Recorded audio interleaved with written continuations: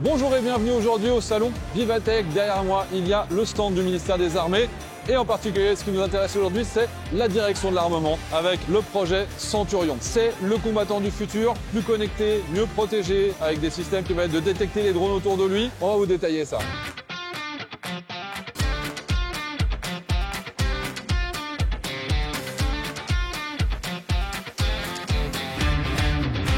C'est le combattant débarqué du futur avec toutes les nouvelles technologies qui vont arriver d'ici 2030. Vous connaissez les enjeux, la guerre en Ukraine, le retour de la guerre de haute intensité, la fatigue du combattant, le besoin d'électrification avec beaucoup de systèmes qui sont énergivores et qui vont avoir plein de capteurs dans tous les sens. D'abord, on gagne du poids. On a un casque qui est réduit de 30% le poids, évidemment c'est super confortable par rapport à ce qu'on a aujourd'hui, et on garde évidemment le même niveau de protection. Avant de continuer, je vous rappelle que cette vidéo est sponsorisée et que notre partenaire aujourd'hui, c'est Inconi, qui va garantir votre intimité sur Internet. Vous en avez marre de vous faire harceler par des démarcheurs téléphoniques? Eh ben moi aussi.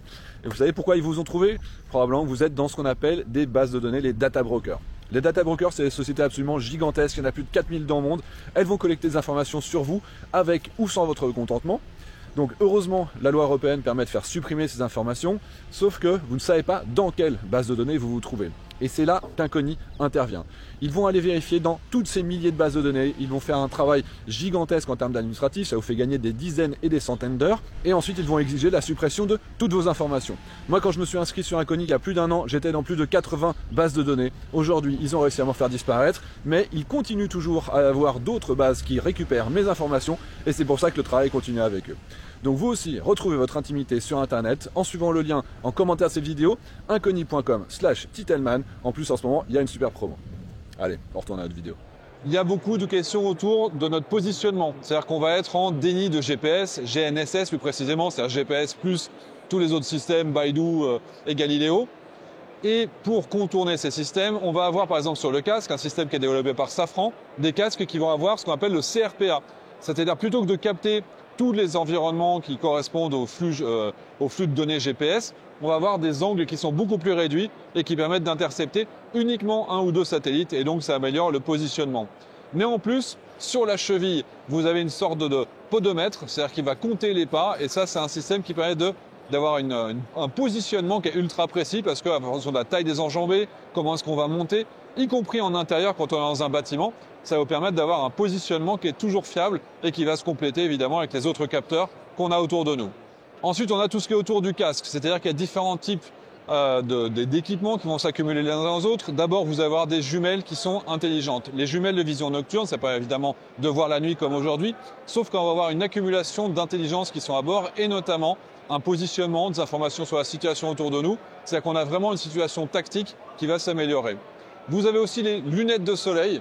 Alors ça, c'est la version 2 jours, mais ça permet d'informer, un peu comme les viseurs tête haute qu'on a dans les avions de chasse ou comme on voyait avec les Google Glass il y a quelques années. C'est-à-dire que le combattant va avoir une information sur son environnement autour de lui. Ensuite, on a avec Safran, vous connaissez la lunette JIM. Je vous renvoie vers une autre vidéo dans laquelle j'avais décrit ce système. La lunette JIM, elle permet aussi maintenant de voir les drones. C'est-à-dire qu'à l'intérieur de la lunette, vous aurez une capacité avec l'intelligence artificielle de les détecter, de les voir, voire de les suivre. Et en complément, vous avez un projet avec Thales qui s'appelle le projet Slack, dans lequel vous auriez des sortes de micros qui sont sur le casque, qui permet de détecter le bruit des drones qui sont autour de nous, d'en analyser la trajectoire, et donc de savoir comment est-ce qu'ils vont évoluer par rapport à nous, pour savoir si ça vaut le coup de se mettre à l'abri, par exemple si c'est un drone kamikaze qui va nous arriver dessus. Voilà, le programme Slack, il est derrière nous. Vous avez également, dans tout ce qui est protection, donc on a parlé de la protection balistique avec des gilets pare-balles de nouvelle génération, plus légers, toujours plus efficaces, avec des systèmes de rangement également.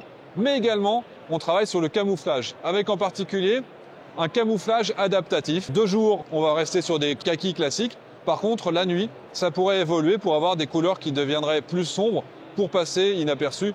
On n'est pas encore avec la cape d'invisibilité de Harry Potter, mais on se rapproche de quelque chose qui permet de passer beaucoup plus discret. Il y a aussi toutes les questions autour de la situation tactique. Vous connaissez le programme Scorpion qui intègre tous les véhicules modernes aujourd'hui qui sont en train d'être livrés, le Jaguar, le Griffon, etc.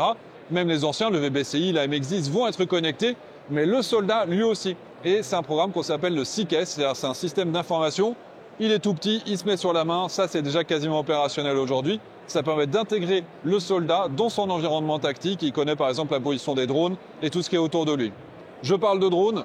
il est derrière moi, mais vous avez également la possibilité d'avoir des gants, ces fameux gants connectés qui ont une capacité de donner des ordres. C'est-à-dire qu'il n'y aura plus besoin de piloter ce qu'on veut faire, on va demander par les ordres, y compris dans un environnement en sous-sol, on va pouvoir donner des ordres, par exemple à un drone ou un système autonome.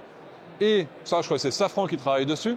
Quand on parle de mission, c'est-à-dire que vous n'avez pas piloté votre drone ou votre robot terrestre pour va voir derrière la gauche, etc., tourne à droite, on ne le pilote plus. On va ordonner une mission. Ça va dire, va voir s'il n'y a personne dans la rue là-bas.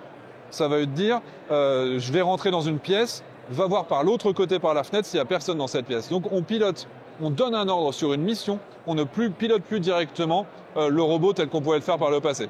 Le dernier élément, c'est pour transporter les éléments lourds. Par exemple, vous avez le MMP, le nouveau missile moyenne portée anti-char utilisé par les combattants français. C'est lourd, ou alors une 12-7, eh bien on peut les embarquer et on peut les prendre avec les clés de portage qui sont dédiées, qui sont en train d'être travaillées pour pouvoir mieux répartir les masses et pour pouvoir garder ce dynamisme, être capable de continuer à bouger malgré le fait qu'on porte des charges lourdes. Et puis dans quelques années, on verra si on a les fameux petits robots comme on l'avait vu il y a quelques années qui permettront de marcher à côté et porter notre barda. Ça fera encore plus facile pour les combattants, mais on n'y est pas encore. C'était une vidéo très courte, j'espère qu'elle vous a plu et je vous dis à très bientôt pour de nouvelles aventures. Et vive la techno et vive la DGA.